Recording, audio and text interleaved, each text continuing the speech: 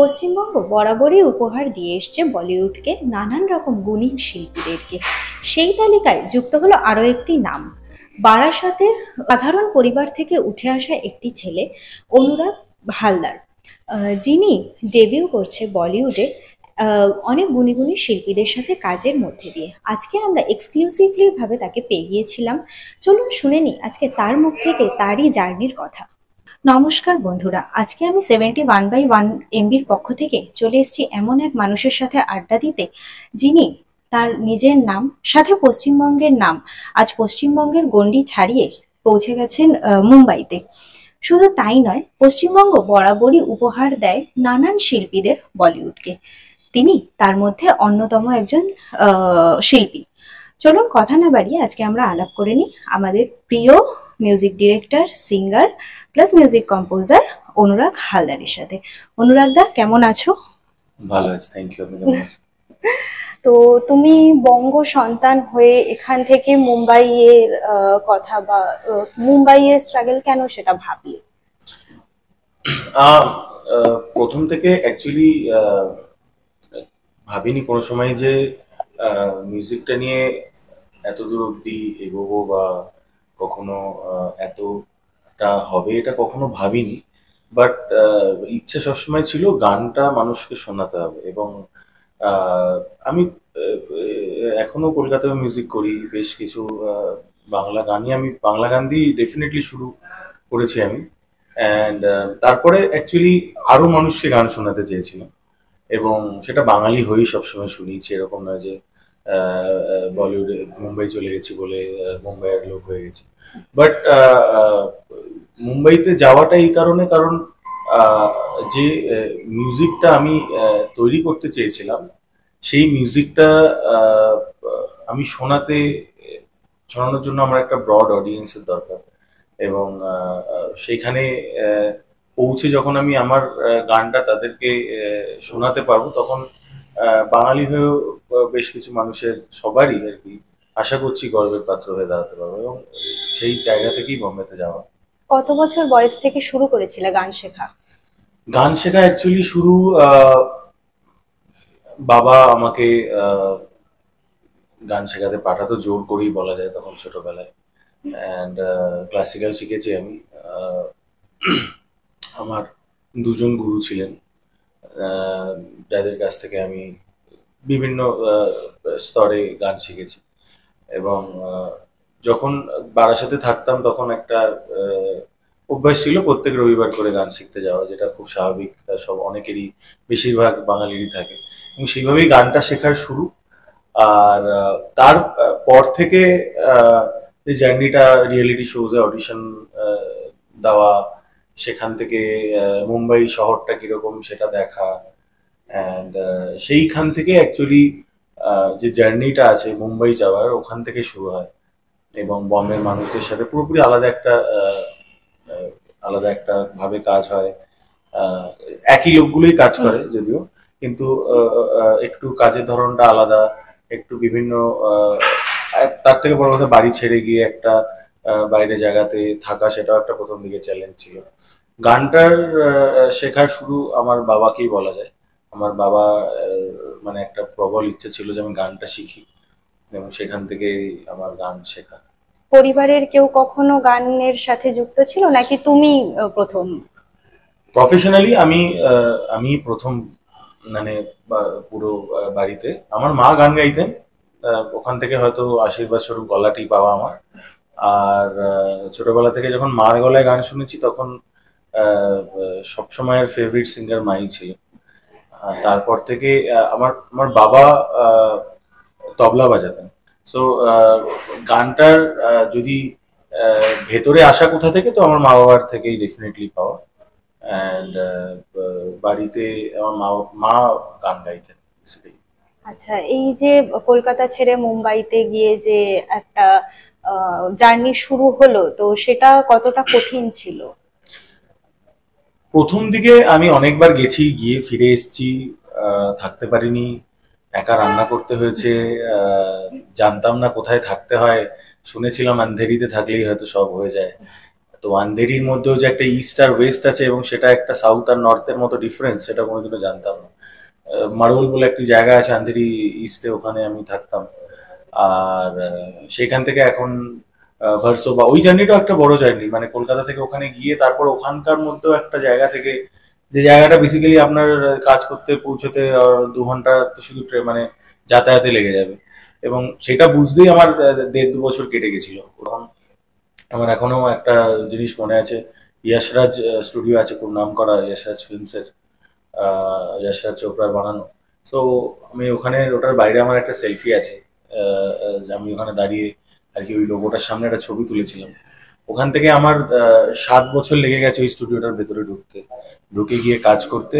আমার এই কাজটা যেটা 30 তারিখে বেরোবে, ফরচুনেটলি আমরা পুরো গানটা ইয়াশরাজে রেকর্ড করেছি, and it's a huge experience.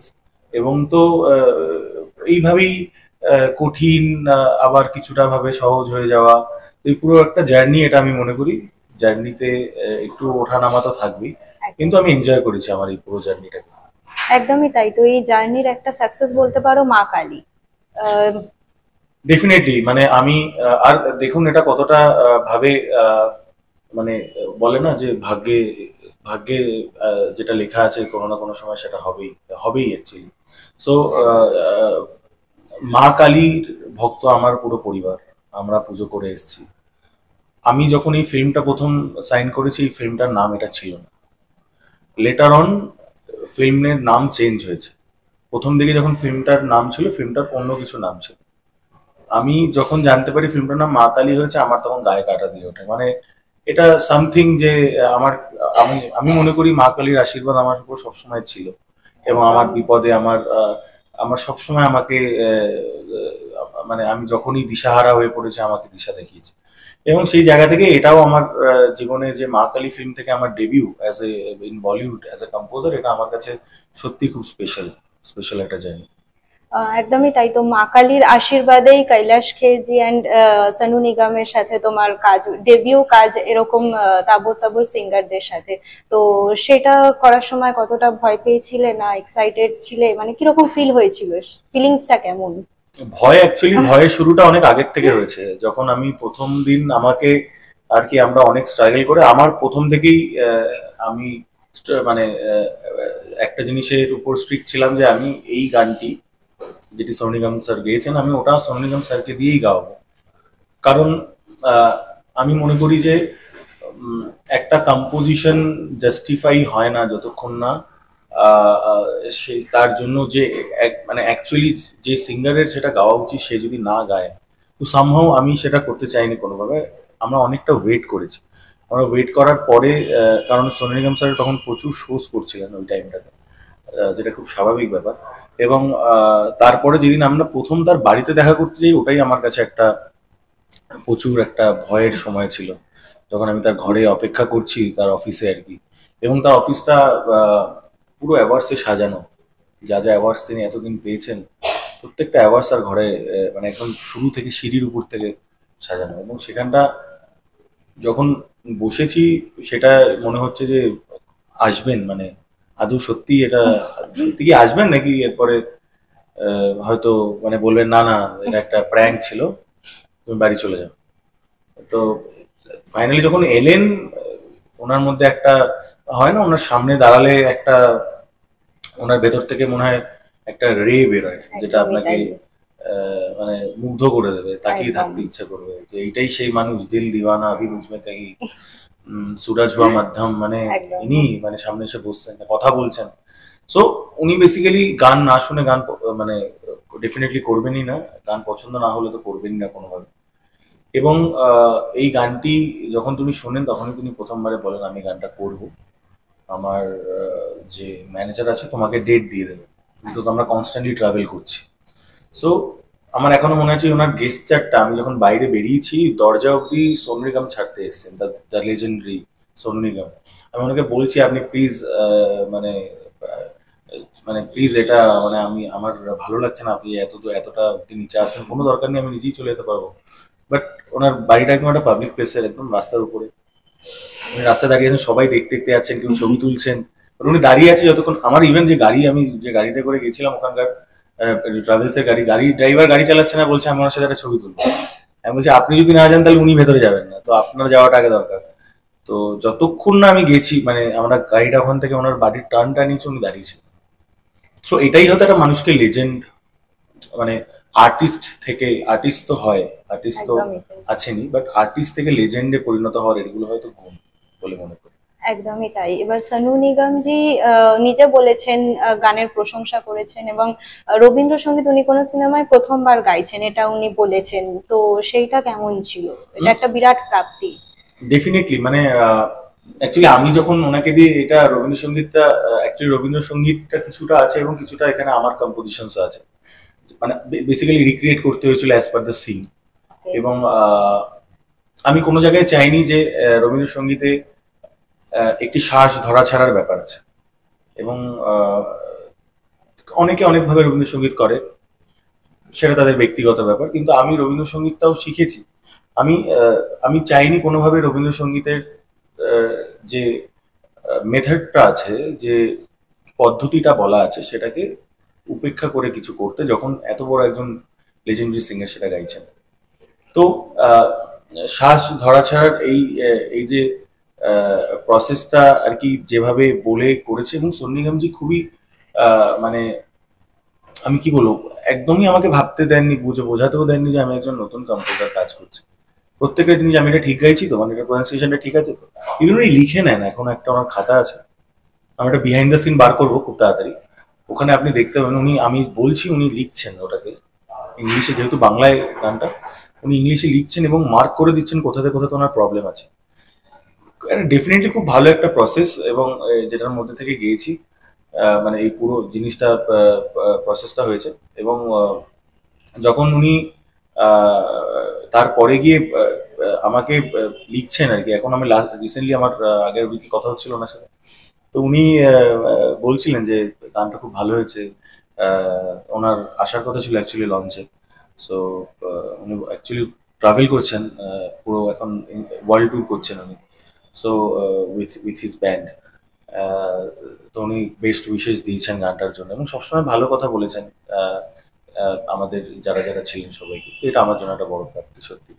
একদমই তাই। আর আগামী 30শে মে তোমার পালক মুছালের সাথে একটা ডুয়েট রিলিজ হচ্ছে, তো সেটা নিয়ে অভিজ্ঞতা কিরকম ছিল? উম, আমি আপনাকে বলছিলাম যেটা ওই ইয়াশটা স্টুডিওর গল্পটা, একদম।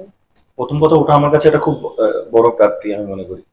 কারণ হয় না যে ওই জার্নিটা কেউ সেই বুঝবে যে সামনে করেছে। মানে সে সামনে থেকে আমার কেউ হয়তো বাকিরা বুঝতে পারছে না, বাকিদের কাছে খুব নর্মাল ব্যাপার এটা, যে একটা ইয়াশটা যে রেকর্ড হচ্ছে, বাকিরা তারা রেগুলারলি করেন কাজটা। আমার কাছে সেটা খুব স্পেশাল, কারণ আমি ওই দরজাটার বাইরে দাঁড়িয়ে 7 বছর অপেক্ষা করেছি ভেতরে যাওয়ার জন্য। এবং তারপর যিনি গানটা গাইছেন তিনি one of the queen of Bollywood, একদম যার তাই। যার গলাটার মধ্যে যে মিষ্টতাটা আছে, ওই আমরা আমরা সেই জন্যই ইভেন যখন আমরা ইউনিভার্সাল মিউজিক থেকে রিলিজ হচ্ছে এই গানটা, যখন আমি প্রথম 3 বছর আগে বানিয়েছিলাম এই গানটা, তখন আমার মানে আমরা কিন্তু এই গানটাতে ভাবিনি যে এটাকে ডুয়েট করা হবে বা এটা পালক মুচ্ছালও গাইবে।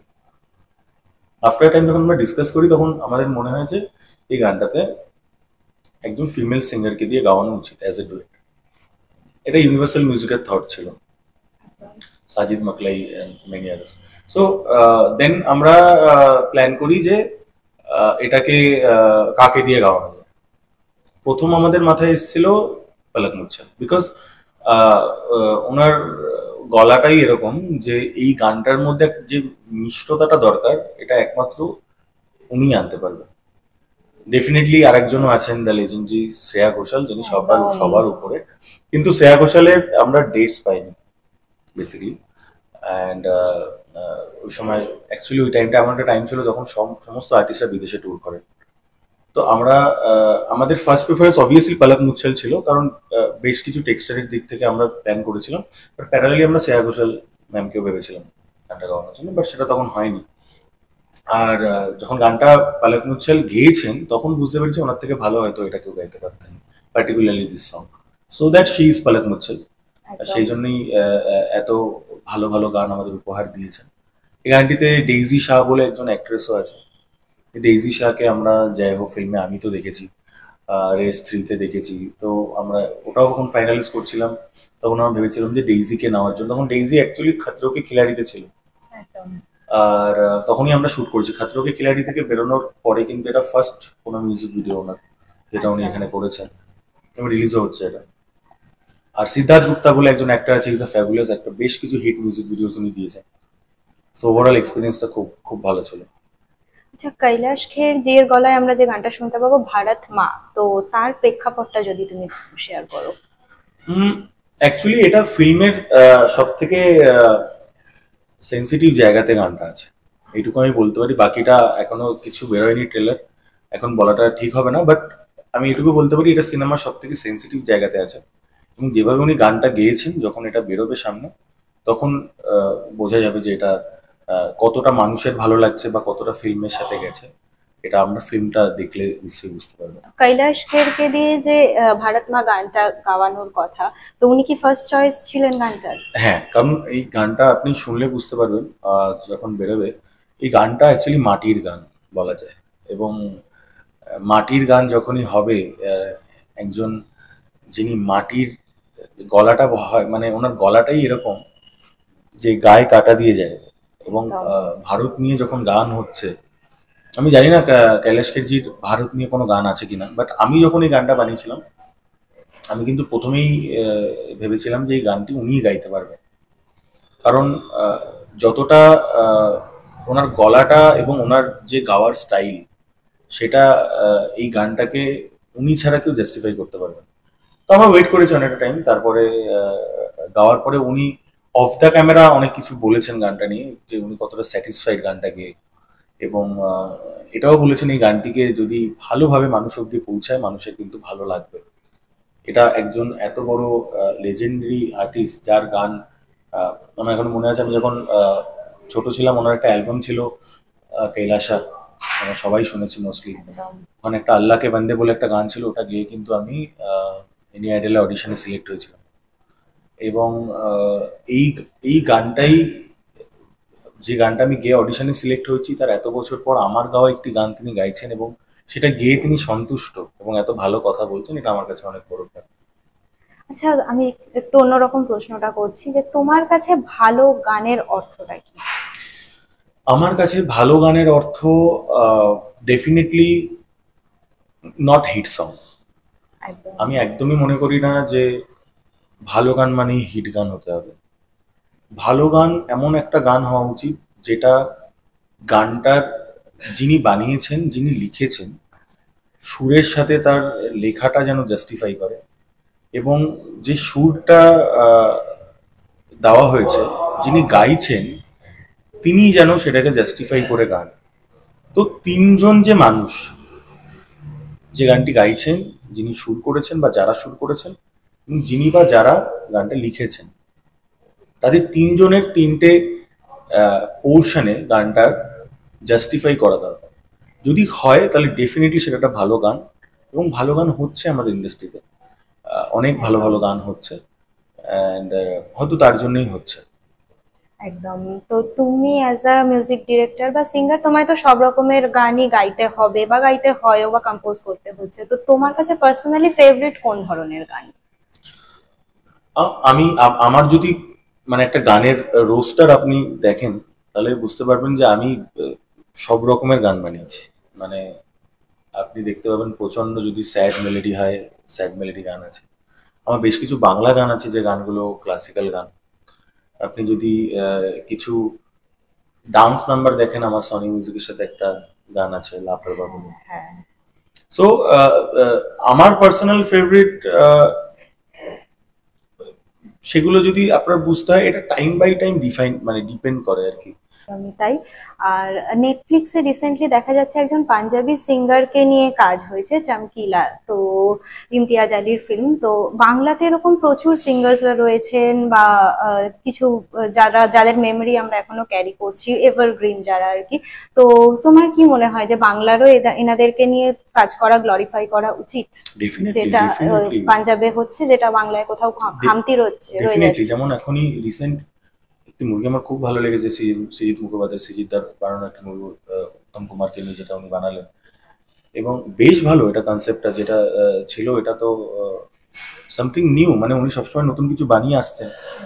আহ, সেরকম ভাবে ডেফিনেটলি মানে সলিল চৌধুরীকে নিয়ে বানানো উচিত, আহ, সন্ধ্যা মুখোপাধ্যায়কে নিয়ে বানানো উচিত। আমি এরকম বেশ কিছু সিঙ্গার্স আছে মানে legendary, there are many folk singers, এবং সব ফিল্ডেই যখন হচ্ছে, মানে আমরা ক্রিকেটারদের জীবনী দেখতে হ্যাঁ। পাচ্ছি, আমরা অ্যাক্টরদের জীবনী দেখতে পাচ্ছি, তো সিঙ্গারদেরও ডেফিনেটলি করা উচিত। অমর সিং চমকিলা আমার one of the favourite movie recent time, আমার বেশ ভালো লেগেছে। এবং এরকম অনেক গল্প আছে, কিন্তু যদি আপনি ওয়েস্ট বেঙ্গলে দেখেন, সব থেকে হয়তো বেশি ভালো গল্প পাবেন। এরকম একদম অনেক তাই। গল্প আছে মাটি থেকে উঠে পড়ার গল্প, সেগুলো নিয়ে ডেফিনেটলি সিনেমা বানানো উচিত। শেষে দর্শকদের জন্য কি বলতে চাও? দর্শকদের জন্য বলতে চাই, আমার দুটো খুব বড় কাজ, এবং এই বাংলার মাটির ছেলে আমি, বারাসাত থেকে আমার জীবন শুরু করেছি, যা করছি আজকে সেটা আপনাদের আশীর্বাদে। আমি চাই যে যে দুটো প্রজেক্ট আসছে আপনারা সেগুলো দেখুন। আমি জাস্ট কিচ্ছু বলবো না, আপনি দেখুন, আমার এইটুকু ইচ্ছা, এবং শুনুন গানগুলো। ভালো লাগা না লাগা আপনাদের উপর, আপনি জানাবেন। না ভালো লাগলে আমি চেষ্টা করবো আরো ভালো কিছু বানানো। কিন্তু আমার একটাই রিকোয়েস্ট যে আপনারা শুনুন, কারণ এরকম অনেক গান আছে যেগুলো শোনাই হয় না। আমি পার্সোনালি এরকম অনেক, আমি ইভেন অরিজিৎ সিং এর আমি বলছি, এরকম অনেক গান আছে যেগুলো আপনারা শোনেননি। শোনাটা খুব দরকার, আপনারা প্লিজ শুনুন। ভালো লাগা না লাগা দুটোই আপনাদের উপর, আপনারা সেটা জানাবেন, এবং সেটা আমি মাথা পেতে গ্রহণ করবো, যেটাই করবেন। বাট প্লিজ শুনুন, এবং মা কালী মুভিটি রিলিজ হচ্ছে, ওটা আপনাদের নিয়ারেস্ট থিয়েটারে দেখুন, এটার গানগুলো শুনুন এবং জানান আপনাদের কেমন লাগে। Thank you. Thank you. আর এরকমই আরো মজার মজার আড্ডা পেতে, ভালো ইনফরমেটিভ আড্ডা পেতে চোখ রাখুন 71/1 MBর ইউটিউব, ফেসবুক এবং ইনস্টাগ্রামে।